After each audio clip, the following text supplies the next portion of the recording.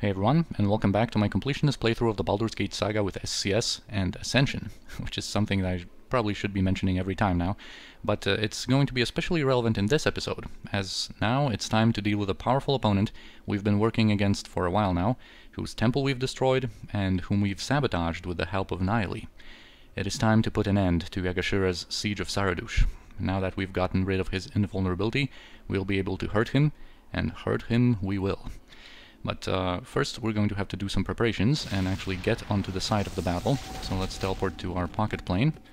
I have already selected in between episodes the spells that we're going to use, some stuff that I want to showcase, and some of them, of course, that are going to be useful in the upcoming fight.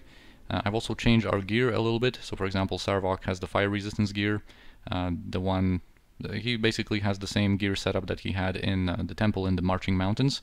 I've also moved this ring of fire resistance onto Jahira. She also has a scroll of fire resistance prepared and potion. We're going to get to all that.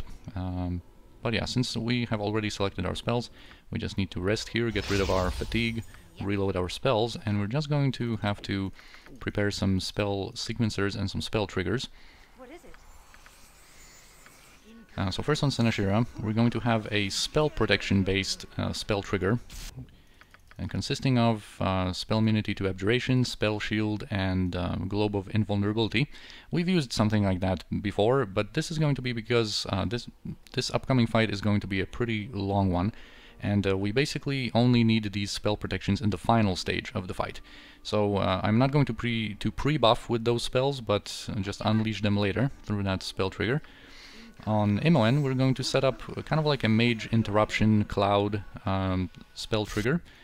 That is going to have Ice Storm, a Cloud Kill that she very unusually memorized for this very purpose. Normally, of course, we use Cloud Kills from wands, and also Death Fog. And this is going to give us an option to instantly unleash a cloud that's going to cloud of spells that are going to offer 3 types of damage: cold, poison, and acid. And I'm not sure if we're actually going to use it in this particular encounter, but I want to have something like that prepared for probably more likely one of the later encounters. And in her spell sequencer, we're going to put 3 secret words for like a single target mage dispel combo. And now we are ready. So let us venture forth and go outside of Saradush. And from here we're going to be able to reach the siege camp of Yaga-Shura.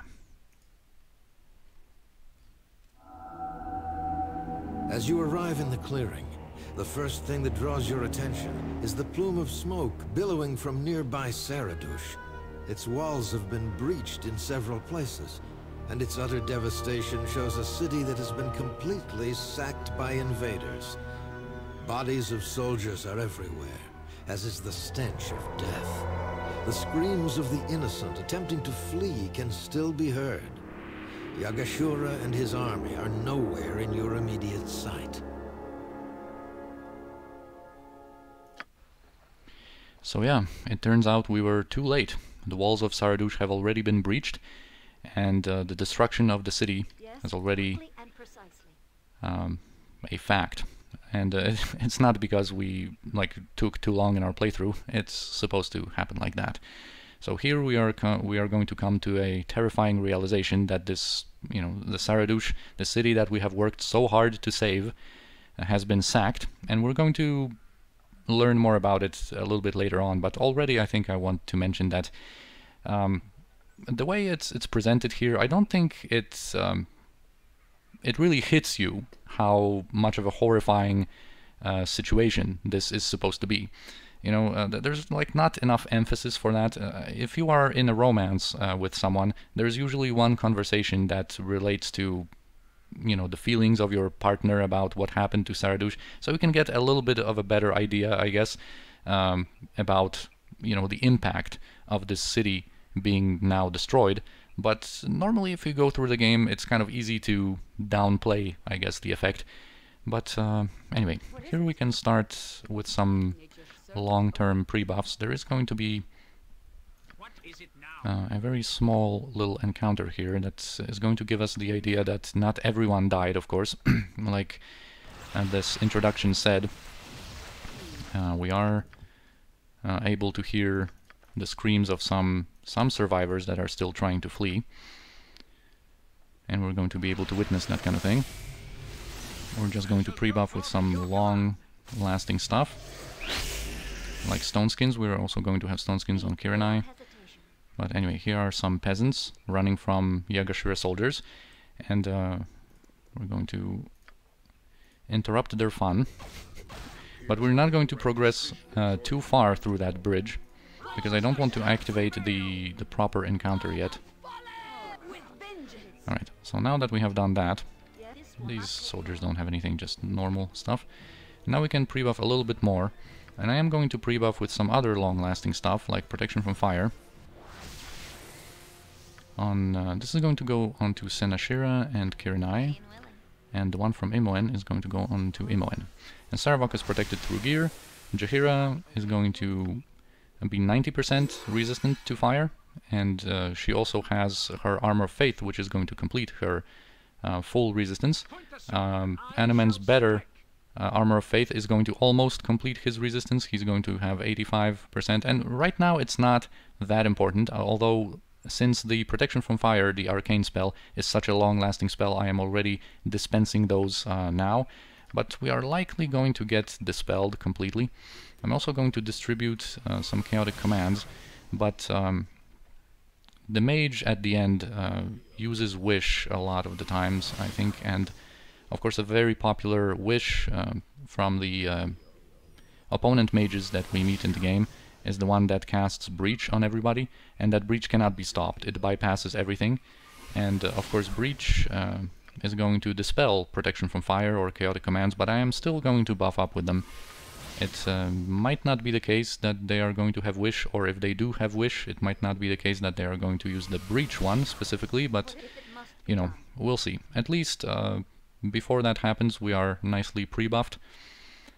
And I think Imoen also has the protection from magic energy, which we might as well give to Senashira, although this is not going to matter. There is going to be some magic damage in the encounter, but it's like too irrelevant to really commit to preparing ourselves against magical damage. Also, what we're going to do is we're going to use the Staff of the Magi to apply Spell Trap onto Senashira, and this is because the Spell Trap coming from this staff lasts for 8 hours, so we can already pre-buff with it here, just to show the difference. The normal spell trap only lasts for 18 rounds, but since this one,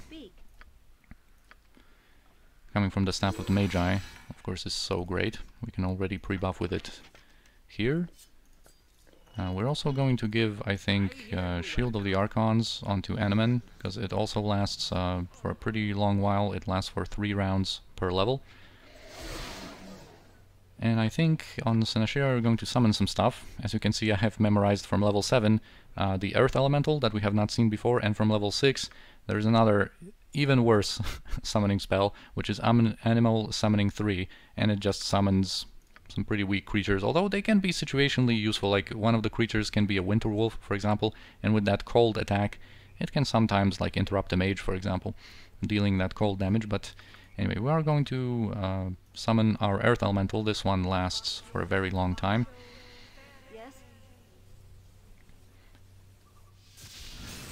Alright, and now we can go. We are going to just position ourselves on this bridge, and I'm...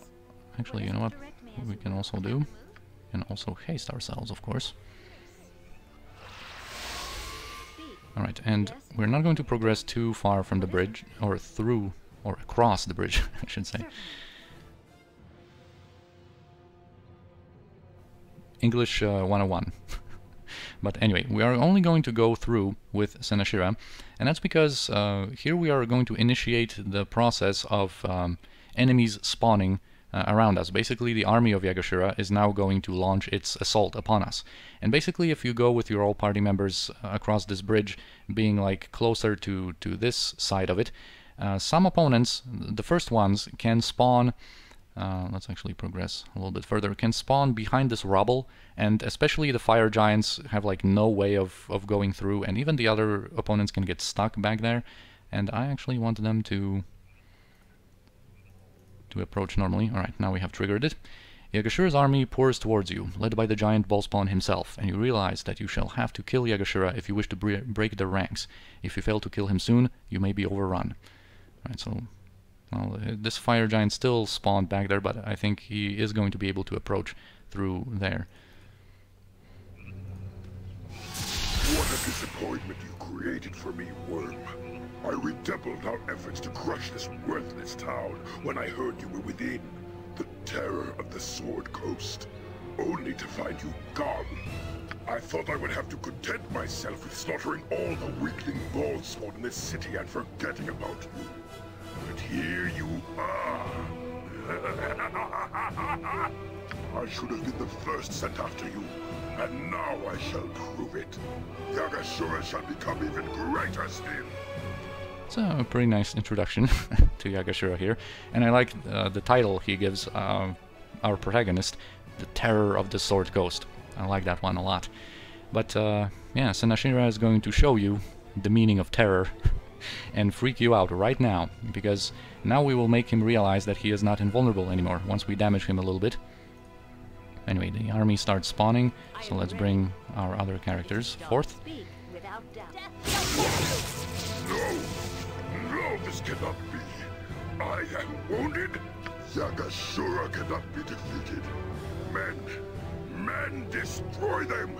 Rip the hearts from their chests and make them suffer. I will return with reinforcements. And yes, indeed, now he is going to run like a little wimp. And he's going to be back later. And this encounter, since this is one of the boss encounters, of course, it's greatly influenced by Ascension. And the main difference between the unmodded game and the version we are going to have to face is the amount of time Yaga-Shura takes before he returns. Normally in the unmodded game you can kind of progress to the west or to the southwest, and he can show up very soon, almost immediately. But in our case, this encounter is going to be a long endurance round, where we are going to have to deal with his whole army, or I don't know, maybe the majority of his army, although I think their numbers are finite, and I am going to try to kill them all before Yaga-Shura returns. Although it usually does not happen if you kind of don't, you know, kind of commit to it. I haven't used any like improved haste and stuff, you know, for that purpose, but we are going to try to kill as many of them as we can, of course, if only for the additional experience that it's going to provide. But anyway, here we are going to be able to kill most of these forces handily, but we can't become too complacent, I guess. Because this is going to last for a while, and the objective here is to arrive at the final stages of this encounter in good shape. So we can't let these guys wear us down over time. And here there's going to be a couple of different types of forces. These regular soldiers are actually level 5, and we're going to demonstrate that they, you know, because of their very low level, they die to death spell, for example. These clerics of Talos are the ones that we have met before. I think they're only level 10. There are going to be some level 12 mages, which are also not going to be a big deal.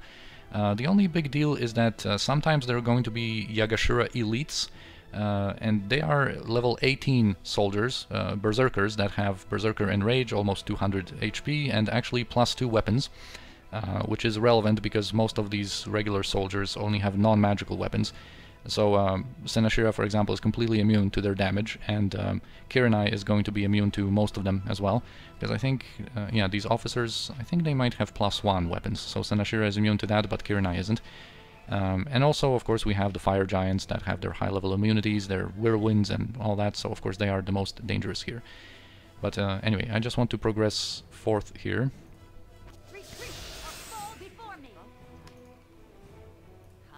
Just so we're not stuck in this bad position. Alright, this giant, it seems like he can reach us, so let's just go. Man, there's going to be quite a few of them here. Since she is casting...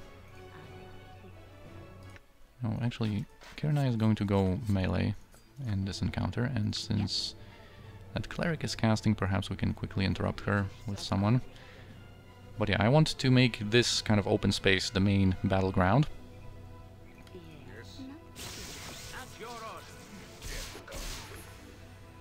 Animan can Animan, I'm going to try to remember to kind of gradually apply his combat buffs every once in a while.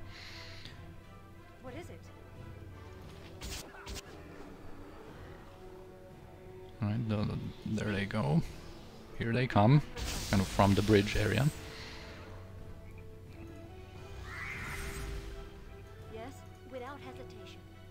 And I think we might already, yeah, demonstrate that death spell. Let's get our Skull of Death and give that to Jaheira, perhaps. And Jaheira is going to cast that. Just remove some of these soldiers here so that we can focus our attention on the Fire Giants, of course.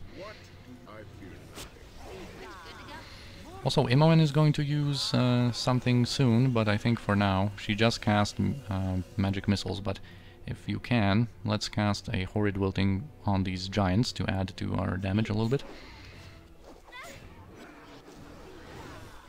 Alright, so as you can see, some of these soldiers already died instantly. Actually, quite a few of them here. Yeah, you can go... Sarvok and Kiranai can go up there, but I don't want the opponents to spawn, like, near this rubble. I ideally want to move west still.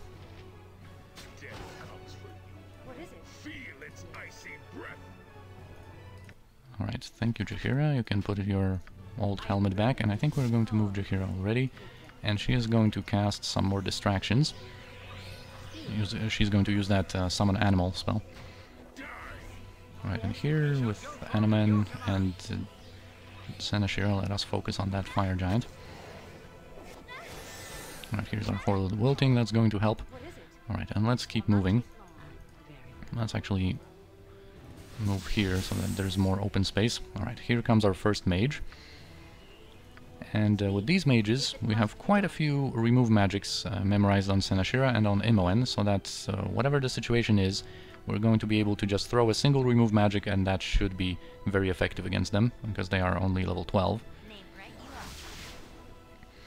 Alright, and since these guys are kind of approaching, oh, this is a nice juicy situation, we might get some value again out of our Wail of the Banshee, which is of course not level dependent like Death Spell was, so it has a chance to kill everyone here.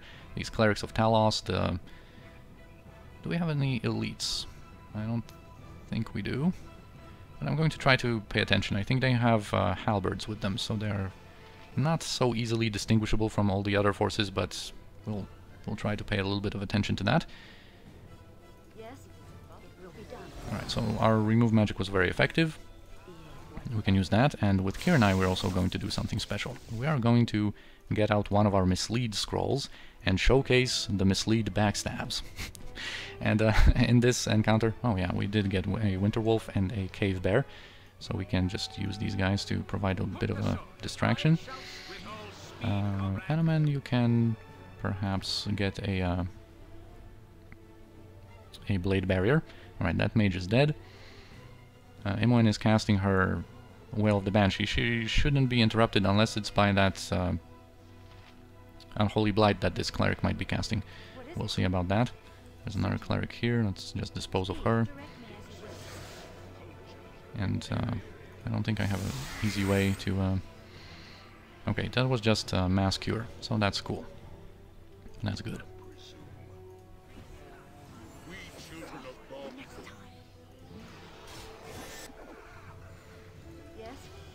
Alright, Wail of the Banshee killed a few of them, it seems, but the results were not that spectacular. Still no elite soldiers. Alright, let's get that Mislead going. We're going to leave our clone here. And of course, as long as this clone is alive, and it's going to be active for 10 rounds, so we're going to have to, you know, get to business here with Kiranai and try to get as many of these backstabs going, because as long as this clone is alive, Kiranai is considered permanently invisible. Even when she attacks, even when she casts spells, she just does not break invisibility. And that means that she can just do a lot of backstabs without getting revealed. She can go from opponent to opponent dealing these backstabs.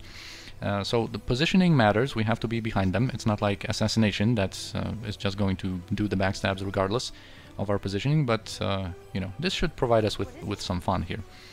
Alright, Animan and Jaheira are ready to just kind of get into the fray. And we're going to control mainly Kirinai from now on, just to do a couple of these backstabs, just like that. 110 damage. This officer here. Boom. Boom. Yeah, the backstabs are coming. I also want to showcase her offhand attack, which is not going to result in a backstab. I've mentioned that quite a few times, but I don't think we have seen that yet.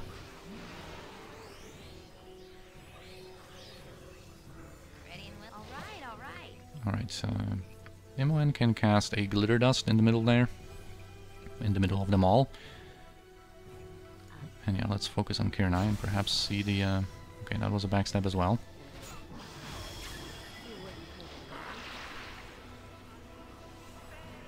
We have a another cleric that spawn. Okay, no more mages. I thought for a second that might have been some mage pre-buffs activating. Alright, she just keeps on backstabbing. I'm kind of focused on showing something that is just not happening. But anyway, let's deal with that Fire Giant. Let's focus our attention onto him. That's the most important. And Kirinai perhaps can have some fun with these guys.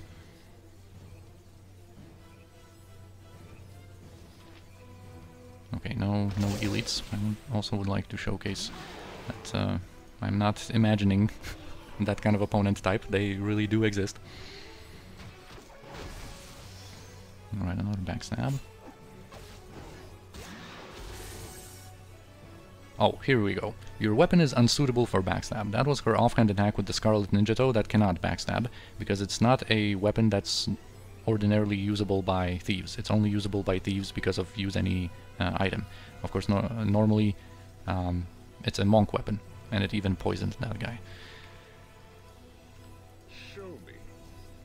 Alright, how's that Fire Giant doing? He is gone. We have another mage. Let's unleash one remove magic from Imoen here. And I think it's going to be time to start unleashing some of our protections and some other stuff that we have planned for the final stage of the encounter. So I think I'm going to, while we have some time, unleash that spell trigger to give some spell protections to Senashira, and Imoen is going to cast remove magic to deal with that mage, hopefully. Right, there we have a couple of guys over there. We would be wise, I think, to direct some more damage over there. We're going to have to control Kirinai to do some of these backstabs.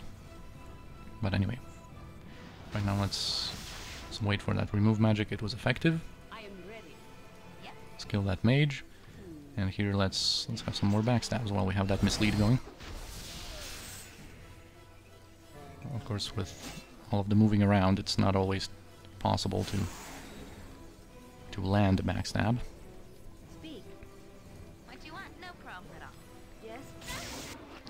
Right, we have a couple of more of these Fire Giants. We have to direct our attention onto them. And perhaps offer them a nice backstab. He just turned around. And the backstab was unsuccessful, but perhaps we can successfully backstab this guy. Also, we have a moment with Animan here. Let's give him Righteous Magic and continue casting his stuff. Alright, from here I think we need a remove magic from Senashira, because there's another mage. This Fire Giant died. The other Fire Giant was not backstabbed yet. I guess we had another offhand attack here. Also, I think Jaheira can activate her Armor of Faith already. I await your command. And with Saravok, we could summon this Ifriti to add some fireballs here and there, but I think he would be a little bit more trouble than he is worth. He would be able, even though we are mostly immune to fire, he would be able to still interrupt some of our spells if I don't pay enough attention and there's enough stuff going on, and I think we're doing well enough so that we don't need that. But with Saravok, it's a little difficult to time his stuff when it comes to the final stage of the battle. I would like to have Hardiness already going, with some decent duration left on it, and also I would like to use his mirror images coming from Ilbratha, but we'll see how that is going to go. Anyway, for now with Saravok we can just Okay, there's another mage. Our remove magic should hopefully dispel both of them.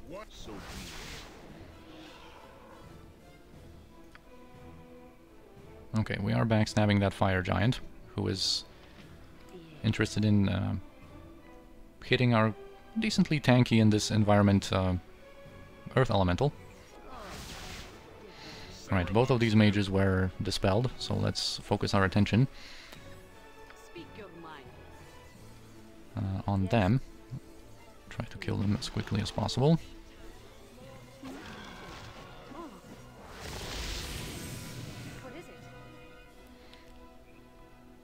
Here we're going to need another one, I think, because his pre-buffs were not fully triggered, or this might be another one.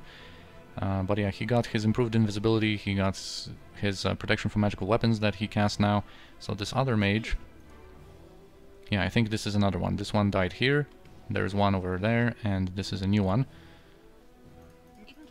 So let's have a nice remove... Okay, there's actually two more of them. Let's have another remove magic going that way. I shall go forth at your command. Okay, you have just finished casting. Okay, Renai, where are you? Alright, nice. But we need to position you better behind some opponents that are actually not in motion or trying to turn around. Nice. Keep backstabbing. Alright, here our remove magic was effective. Let's direct our attention onto these mages. Alright, there's some other guys spawning. These mages, of course, once they are dispelled, they die quickly enough. It's quite a few of them we're getting. Right, our backstabs are successful. Let's just kind of move to the east so that these opponents have an easier time reaching us. They don't get stuck between all of these elements of the environment. Is there someone that you can attack here? Yaga-Shura. Alright, let's focus on that mage. He just... it looked like, you know, just Saravok looked at him and he just died from that. That's the power of Saravok. Alright, I think since we are nearing that final stage of the encounter, let's give some mirror images to Imoen. And I think we are going to give those mirror images to Saravok. On Senashira, we're also going to want to have some mirror images active.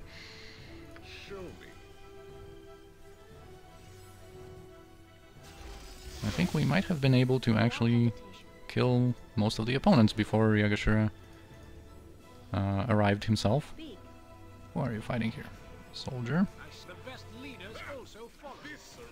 Alright, so it seems like we are at an end of this Yaga-Shura's army onslaught. So let's actually have some stuff going.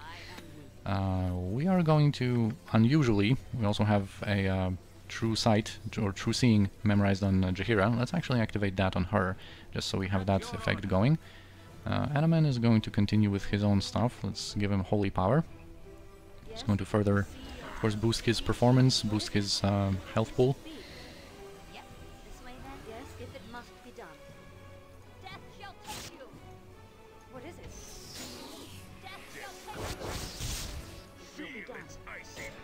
Some stragglers were kind of stuck behind here, but I think, yeah, this is... the slaughter is almost complete. Now we just have to make sure to prepare for the final stage of the encounter.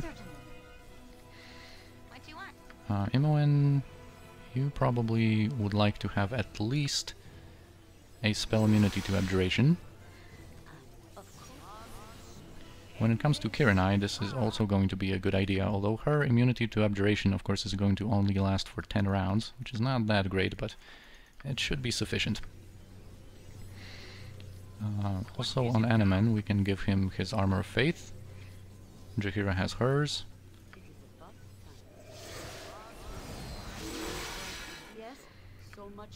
Now on Senashira, you know, we could cast some stuff, like we could activate another True Sight on another so that we have two sources of like true sight ticking. But you know, Yaga-Shura can arrive here, come back at any moment, and I really want to be prepared and able to cast some spells with our party members once that happens. So I'm actually very hesitant to cast anything that's not absolutely essential here. I think we are going to already activate hardiness on... Oh wow, there's a straggler over there. We children of Bhaal cannot be stopped. Alright, now this lag indicates that Yaga-Shura is about to come into play. You have weakened me. You and that foul witch, I know it. No matter. Yaga-Shura will defeat you yet. Alright, and now we can talk about what we're going to have to face off against here. That Cleric of Talos is going to soon die. Anyway, let's first talk about the 4 lieutenants that Yaga-Shura comes with. We can only see 3 because one of them is invisible. Anyway, we're going to have this Lieutenant Fighter, who is a level 23 Wizard Slayer, which provides him with some good magic resistance. And he also has a Berserker Enrage, just to, you know, have some immunities, I guess, to all of the different debilitating effects and whatnot. Then we have this Lieutenant Cleric, which is just a level 28 Cleric with, of course, high-level abilities, and they all have high-level abilities, of course, at this point in the game, seeing their very high levels. So this Cleric is generally not going to be able to do too much, but he can unleash a problematic spell here and there. Then we have the main problem, the Lieutenant Mage, who is a level 27 Mage with actually an increase in casting speed of 2. So she is going to be able to cast spells pretty quickly. She's going to be difficult to interrupt. And then the invisible Lieutenant Thief is a level 25 Assassin, who of course can Poison Weapon, can backstab for times 7 damage. That's why I wanted to have these mirror images on Saravok, and Stone Skins on everyone else, and you know, any mitigation that we can have at this point. Just to make sure that these backstabs are not too devastating on us. Now we have to wait and see what the pre-buff situation is on that mage, especially. Now it seems it all activated. As we can see, there is someone that got buffed by Chant and Bless and whatnot. That's that Lieutenant Thief that's invisible. Alright, so of course quite a list here we have to inspect. So first of all, the mage has some energy blades, spell turning. The question is, do you have spell shield? The cleric is going to have Shield of the Archons. It seems like spell shield is not active, which actually makes our job way easier. There is immunity to abjuration, there are some simulacrums, Mordenkainen and Sword. Those are not too relevant. Also the contingency from the proximity kind of contingency that they usually have with protection from magical weapons triggered as well, which is very good. Alright, I think this is going to be pretty cool. Alright, so those are the lieutenants, but of course we still have to talk about Yaga-Shura, and I'm realizing I've kind of neglected him a little bit, and he's of course our main antagonist here, another Bhaalspawn that wants to kill us. Anyway, he is a level 25 Berserker. He starts out with 386 HP, but since he is a Berserker, once he activates his Rage, he's going to have 400 HP. He also has, you know, very good Thaco and armor class, and sometimes he spawns with his lieutenants like around him, so he receives those buffs like Chant, Defensive Harmony, Bless, and all that. So his armor class and Thaco are a little bit higher. Here he's not going to be enjoying the benefits of those. Also, he is basically immune to any element that's not cold, but even with cold, I'll elaborate in a second, it's not going to really... Even though he doesn't have any magic resistance, so spells do affect him without any need to lower his resistance, his elemental resistances and his resistance to magic damage are all like in the hundreds, so they are actually going to heal him such effects and you know, not damage him.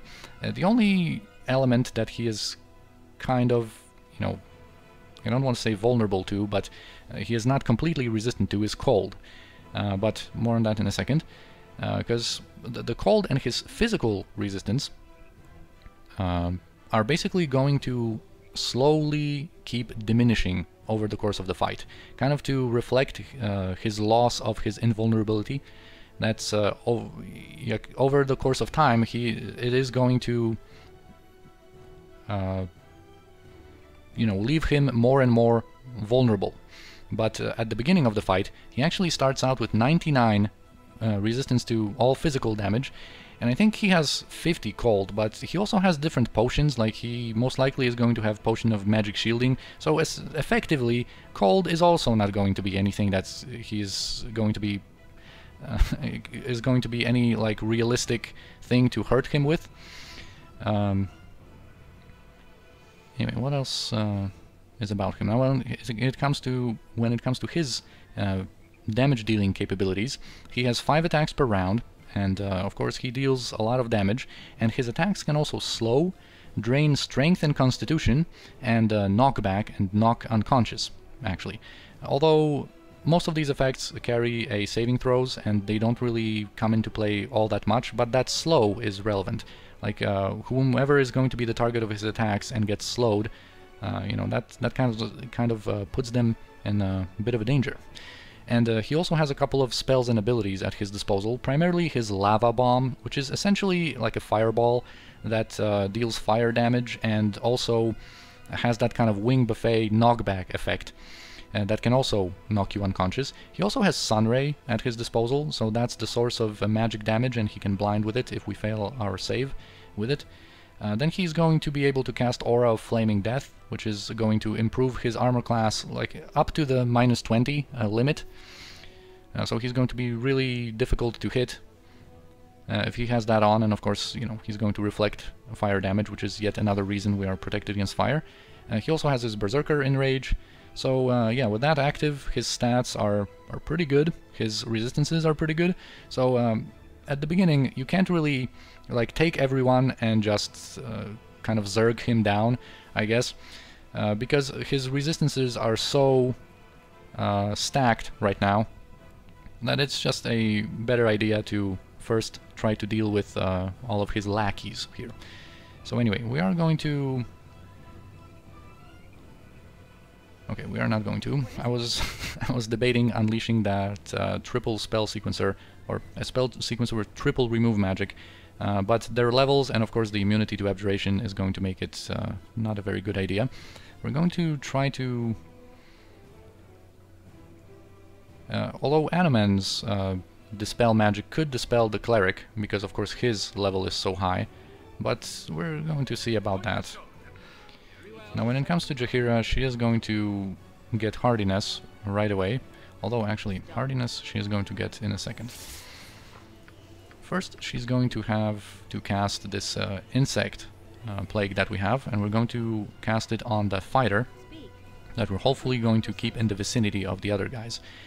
And this should affect some of them. Of course it's not going to affect the mage because she has a fire shield, but it is going to perhaps help a little bit. We are going to advance with all of our characters to try to keep that fighter in the vicinity of all of the other guys, so that insect plague can spread nicely. And we also want to get rid of these simulacrums. Okay, this our earth elemental is barely hanging in there, but he is going to be able to provide a little bit of distraction, and especially since we are going to offer Yaga-Shura a power word blind. He is vulnerable to blindness as one of the very, very few effects that he is vulnerable to. So we're going to take him out of the fight. Right now he is blinded. We're going to take him out of the fight, kind of, for now. Alright, that mage, that lieutenant mage cast Wish, so we will see what kind of wish this genie is going to grant her. And in this big traffic jam, let's see what we can do here. Let's direct some damage onto the cleric. Perhaps we're going to be able to interrupt him. I think one of these simulacrums yeah, has protection from magical weapons, so we're going to have to change to a normal weapon, perhaps on Kirinai, and just work on her. What is it? Okay, that thief here revealed herself because their illusions got dispelled because of our nice tick of true seeing. And I think it's a she. So she used a poison weapon.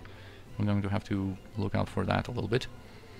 Kirinai's weapon was ineffective. That might have been her offhand attack. I'm going to give her a little bit more time to work on that mage and see how effective she's going to be able to be. Something up? We can't attack this guy with ranged weapons because he has physical mirror. We could change the... since we have normal arrows, let's actually switch to the Bow of Gessen and normal arrows and try to add a little bit of damage there. Perhaps interrupt. Also Saravok, you have dealt with that Cleric of Talos, we need you down here. Alright, so she is going to do that ultimate AoE breach. Also when it comes to that wish, you can outrange it. We could just immediately start running away, and if we ran out of the vision of that mage and her genie, we would be able to actually outrange it, but I'm not going to do it. But of course the consequences of this are going to be major, because we are not only going to lose all of our stone skins, but also our protection from fire spells and our chaotic commands. So we are going to have to deal with this mage that now is going to have her all options open when it comes to unleashing some nasty spells. We are going to have to deal with her very, very quickly. And also this Lieutenant Cleric is already injured, so we're going to see if perhaps we can add Saravog's damage there. Alright, it seems like we are dealing with them nicely. We can switch back. Do some stuff, and perhaps we'll be able to get rid of this thief. That's quite problematic as well. We'll see about that. But now that that mage's improved invisibility that she had, now should be dispelled, and now we're going to be able to affect her with our triple secret word. Because let me just double check that if I'm not doing anything stupid, but I think our triple secret word should be able to deal with her perfectly well. She doesn't seem to have spell shield, which would be able to block our spell sequencer. Right, I think we are in the clear here. So this is the Lieutenant Mage. Let's unleash our stuff there, and I almost did a mistake, I think. I almost unleashed that spell trigger, and we wanted the spell sequencer to be unleashed there. Yaga-Shura is just going around confused, blind, like doesn't know what to do. Also, one thing I forgot to mention about his lava bomb is that in this version of Ascension, I think due to an oversight, he is actually not immune to his own lava bomb, so he can actually knock himself unconscious, which very, very rarely happens. But if it doesn't happen in this fight, I have an old screenshot of mine where he's just knocked out on the ground, sleeping like a baby. So anyway, back to this fight. We have the Lieutenant Thief and the Cleric as our main targets before we can dispel the Mage, and see how well we can deal with them.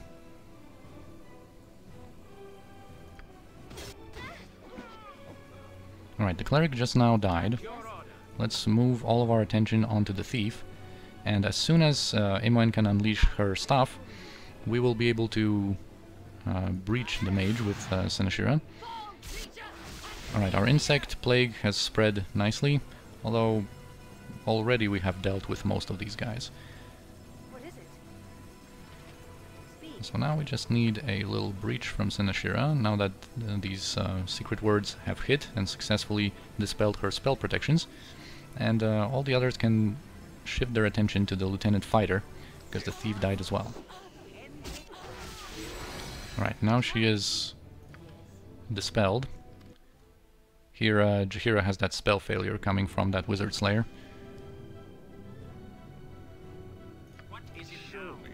But he is dead now, so we can just all go and try to deal with that Mage. Alright, so she is dead before she could unleash any spell trigger or spell sequencer that could perhaps save her, and now we only have Yaga-Shura to deal with. But since we have lost all of our fire resistances, I am going to reapply them at least to some extent. we are going to dispense some scrolls and some potions, just so that we can have at least some. Also, we are going to renew Armor of Faith on both Jaheira and Anomen. We can kind of allow ourselves to renew some of those buffs, because the Power Word blinds for 6 rounds, so it's we still have probably, like, I don't know, 3 more rounds of blindness, I think, on Yaga-Shura, and even if it expires on him, we have more prepared on both Imoen and Senashira. So I'm not going to, you know, go all the way to buff up, but at least let's have some rudimentary fire protection buffs here applied. Alright, Sarvok has that Whirlwind tag that he's going to be able to use. We also would probably want to use one scroll of Death Spell. Imoen is going to use that. Imoen is not going to need to be protected against fire like all that much, although we are going to protect her in a second. What is it? Alright, you can apply that. Actually, what am I even doing? On our mages, of course, we have for Senashira specifically, protection from the elements. Because of her 20% innate resistance to fire, and this 75, she is going to be basically almost immune. So we can use that, and we also have that kind of spell on Imoen, but let's first get rid of that Mordenkainen's sword. Yeah, just so that it cannot interrupt our spells, like it did on Jaheira. So we're going to try again. Anyway, you should have 50 fire now. Jaheira is going to be fine in a second. Right, that Mordenkainen is dealt with. We can apply this protection from the elements on Kiranai. We're going to get stone skins on Senashira. Let's keep Yaga-Shura in our vision here. Know what he's up to. Point the sword, and I shall strike. Anomen, you would be able to buff yourself up with some more stuff, but let's just get Blade Barrier on him. Let's get this potion on Jaheira, I think, and we're going to be basically fine, I think. Let's just, for absolute safety, give one of these green scrolls of fire protection onto Imoen. We're going to be able to make her safe.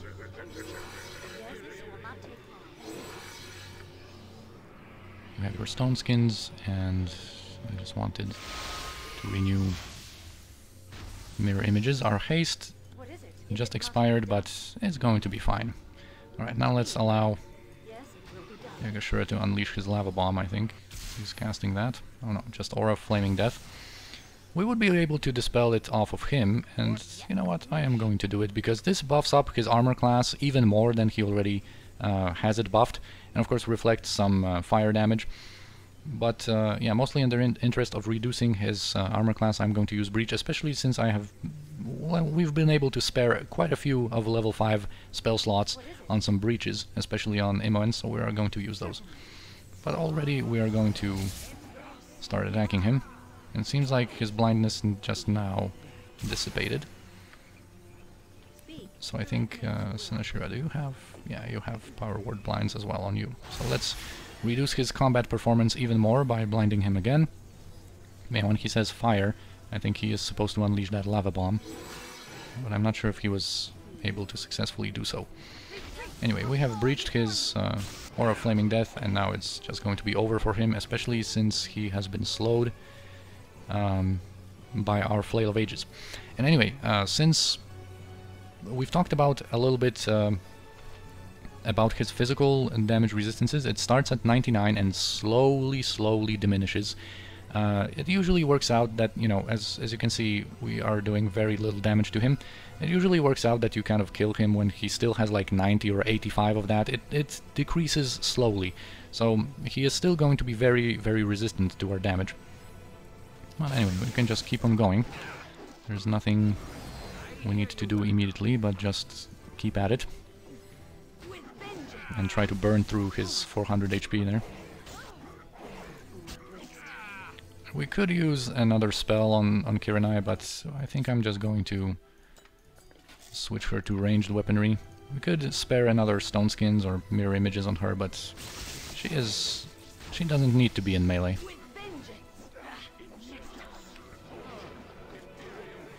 You know, it's just pretty sad for him. Pretty sad for Yaga-Shura. Actually, just so that our guys are not so so traffic jammed there. We're going to be basically even able to sit in this firestorm, no problem. It did finish off our valiant Earth Elemental finally, but other than that, even his firestorm doesn't really do too much to us. Right, so that's this. This is the magic damage unleashed by Sunray. It seems like it didn't blind anyone, so we can just keep on going. Now he's badly injured. The sands in his hourglass are running out. Oh, that was that lava bomb here. He was able to unleash it upon Imoen, who was actually knocked unconscious. Now that, of course, we don't have our chaotic commands, Kiranai was able to save against that. So yeah, they are still knocked back a little bit. Imoen is going to just rest from now on for a couple of rounds, and the rest of us should be able to finish off Yaga-Shura.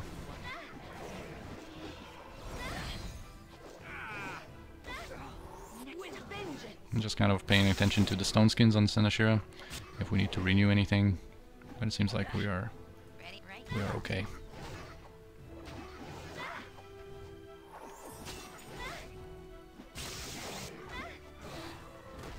And boom, down he goes.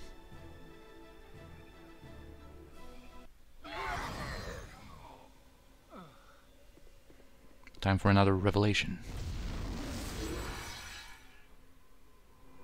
I greet you, you who are of divine blood. It is time for your education to continue. Your timing is not very convenient. You have been brought to this place because you are ready, Godchild. The first step towards the fulfillment of your destiny has been taken. Yaga-Shura is dead by your hand, and the forces in play now move swiftly toward conclusion. Now you must know yourself and your past to reveal your future. Listen and be judged. Very well. To look upon oneself and ask, what is my nature? One must know one's origin. This always reminds me of, you know, Planescape Torment, and what can change the nature of man? So here we have something a little similar. Your own origin is a mystery to you, Godchild. You have no beginning, and without a beginning, how can there be an ending? What do you know of your birth? What do you know of your mother? Of your life before Gorion brought you to the safety of Canopy? We know nothing about that. Your past unfolds. You would do well to heed it closely.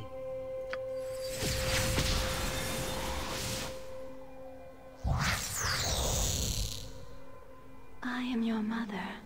I am Aliana, a disciple of the great Lord of Murder, a priestess of Bhaal. In the time of troubles did Bhaal himself come and whisper in mine ear. I was to give birth to one of the children, to you. I rose my arms up and hailed my Lord of Murder with great joy at my fate. Others of Bhaal's order took me away to hide us in the darkest temple, away from prying eyes. Others of the children were there, and when our great Bhaal died, did we begin our task.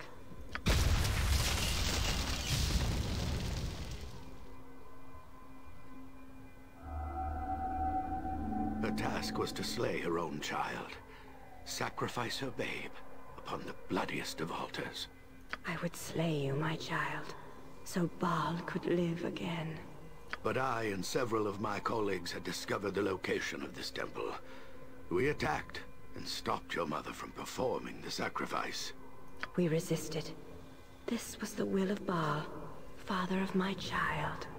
They were many, and their magic was strong. We had little time. I killed the priestess. He slew me. Your mother! I rescued you and fled from the temple, even as many other Bhaalspawn babes died. And he says it like, or she says it, like this is supposed to instill outrage in us. Like she informed, like you informed us, Aliana, that, you know, you would slay Senashira when she was but a baby. So how is that supposed to, like, instill any other emotion in Senashira? You know, rather than being glad that we've been able to survive.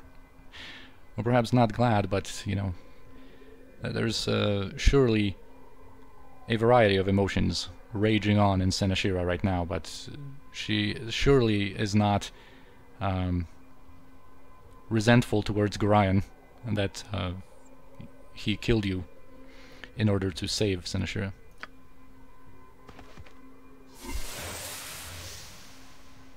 But not all of us died. Some of us used the chaos to escape, to flee. Yes, not all the Bhaalspawn children died that night. I saved the only one I could. He could only save one. There was no time for more. But I was there as well. I chose you. I could not save both of you. They're really trying to drive this point home, aren't they? He left me behind, saving you instead. Yes, I get it. And so I fled on my own, raised by foster parents in the Iron Throne. It mattered not. I killed Gorion in the end. And so your past is made plain. Your mother, a priestess of Bhaal, killed by Gorion. Gorion saved my life.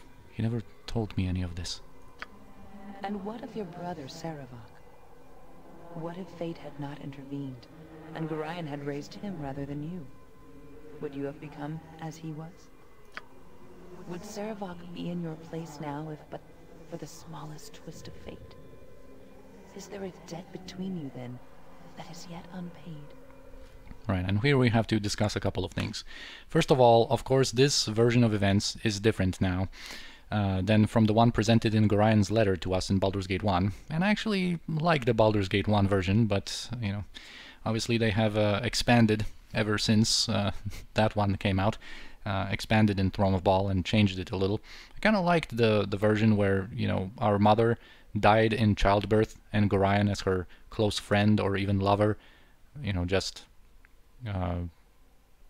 took on the burden of raising us instead of her. But yeah, so that's the first thing. Then the other one is well, let's talk in general terms first. From now on, when it comes to these challenges, because this refers to the next challenge we're going to unlock, and there's going to be 4 more challenges, and every one of them now is going to be able to be completed in a good and evil way, kind of like the Hell Trials were able to be completed. And this is determined by how we respond to the Solar. And in the unmodded game, this usually doesn't matter at all, because this is usually just a cosmetic difference with some...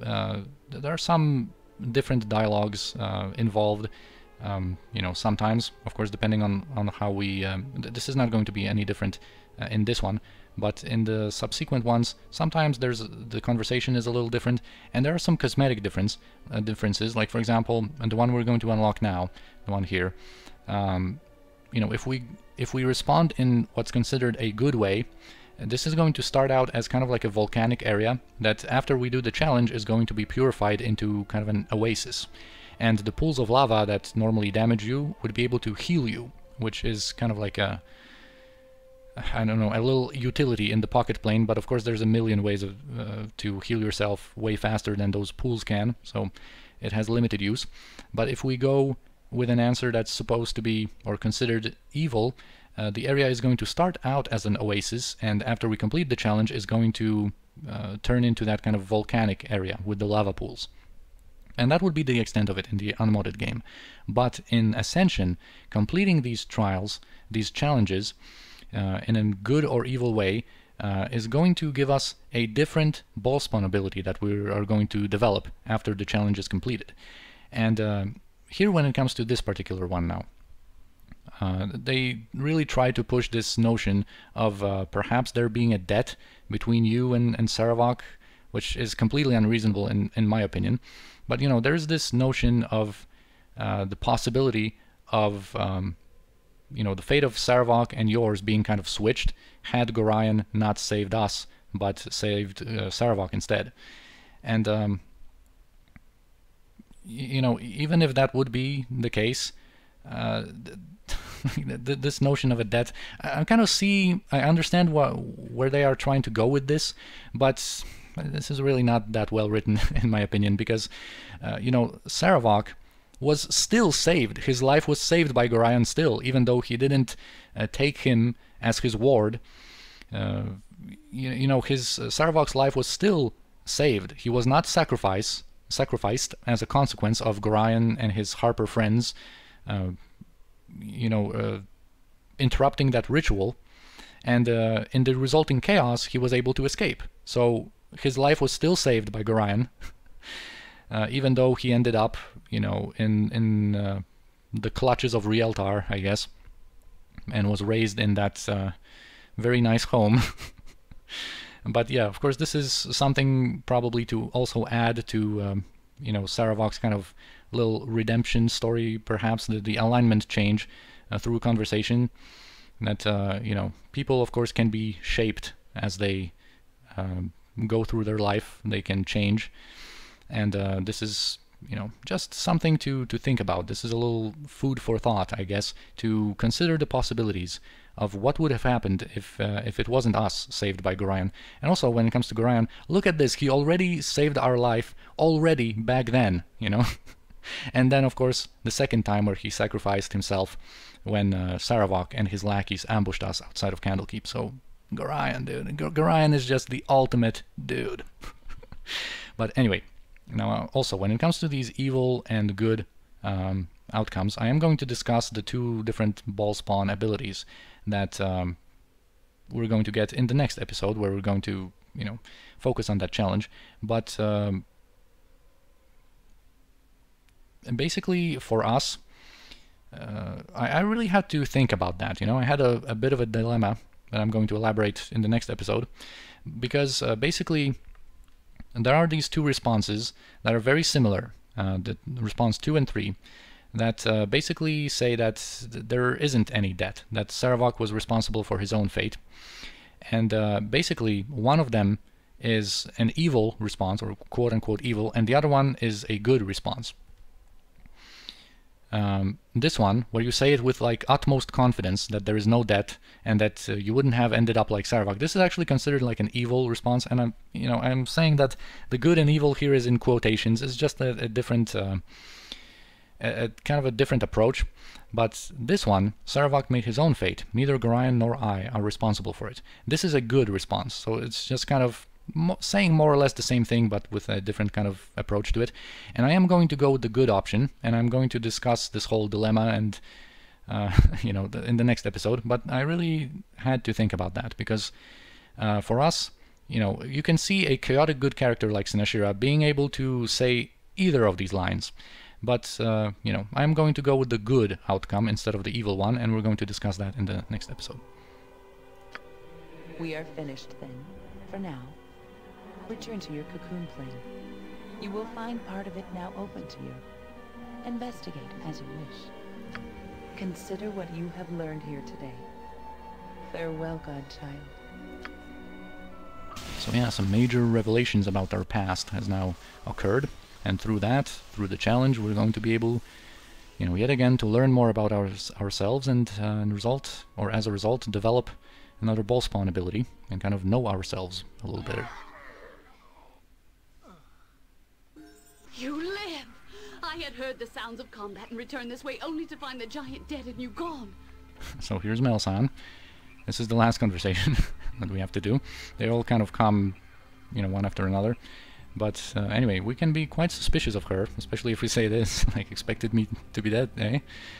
But we're going to go with this one. And just how is it that you are here? Explain quickly. My own escape was a narrow one. Once the walls were breached, Yaga-Shura thundered through the city almost too quickly for us to react. I tried to get the Bhaalspawn out, but it was too late. Yaga-Shura seemed to think you were in the city and was eager to seek you out. He slaughtered them all. And there was nothing I could do. I tried to get the Bhaalspawn out. I'm sure of that, Melisande. Oh, and the music. I do not think I can resist again. Okay, let's exercise some restraint. I can't do that every time.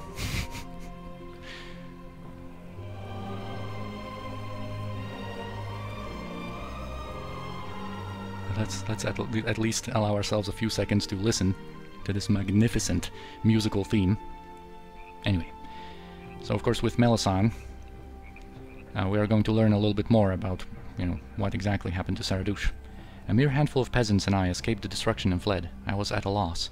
I had no idea where you were until I heard your battle, when I returned as quickly as I could. Saradush destroyed, and everyone I tried to protect for so long, all dead. At least you killed Yaga-Shura. May he rot in hell as he deserves. So yeah, like I said, there is going to be a little bit more about Saradush, but I don't know, somehow I feel like there should have been a little bit more about it, just to feel that kind of impact and all of the consequences of this horrific tragedy here a little bit more. You said you had information on Yaga-Shura's allies. Yaga-Shura did have allies. They were all children of Bhaal, and they number amongst the most powerful of your kin in all of Faerun.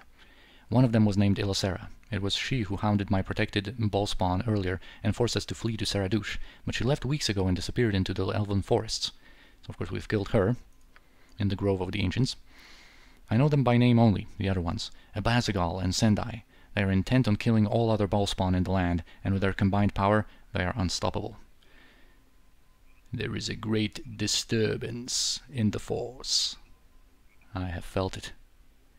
We have a new enemy.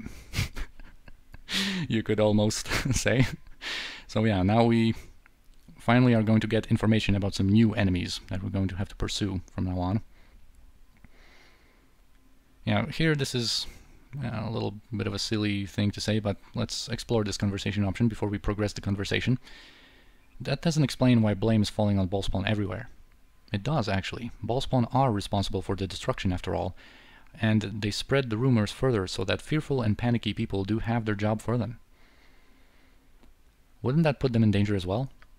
How much are you in danger from a mob of peasants, Senashira? Panic endangers the helpless. These are powerful Bhaalspawn, and together they can overwhelm even you. But why are they doing all this? I wish I knew. It could be that they believe they will gain power. Perhaps they intend to become gods themselves. Regardless, they will bring only chaos if they have their way. Well, they're not so tough if I've already killed 2 of them. You are a powerful woman, Senashira. Perhaps they might be a match for you together, but individually, you could possibly defeat them. You could stop all of this. I know of 2 places here in Tether where Yaga-Shura's allies have their powers centered, where they are building terrible armies for whatever ultimate purpose they possess. I can show you where these enclaves are. Yes, and surely you could enter these places and attack these monsters individually. It is dangerous, but it is the only way. Of course, we can go there and do everything and save the world, while you just... Well, let's leave for now what her involvement is going to be. But yeah, of course, everything falls onto our shoulders again. Yeah, if we say, this is just kind of like an additional thing, that we can say that we have not agreed to do any of this. And where will you go, Senashira? People will fear you. The forces of Tether and other nations will hunt you. Will you kill them all? You are already involved whether you like it or not. Eventually, Yaga-Shura's allies will come after you. Ask yourself if you want to be caught unprepared and on a battleground of their choosing, or one of yours. What help can I expect from you, then? I have one more ally that I can call upon, although I have been reluctant to involve him in the past. If there is a chance that all this killing can end, however, then I have little other option. He runs a monastic order in a remote village in the Kalim Desert. It will serve to both hide you from retribution, as well as serve as a base from which you can attack the enclaves of Abazagal and Sendai. Here, I will mark the map to show you where the village is. It is called Amkathran.